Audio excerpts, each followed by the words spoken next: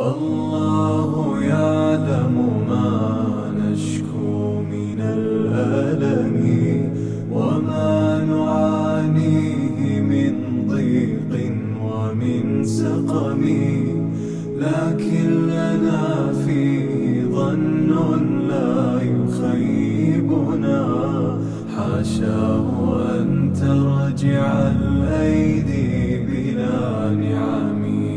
كم جاد من فضله قبل السؤال، وكم أعطى وأغنى بمحض الجود والكرم. الله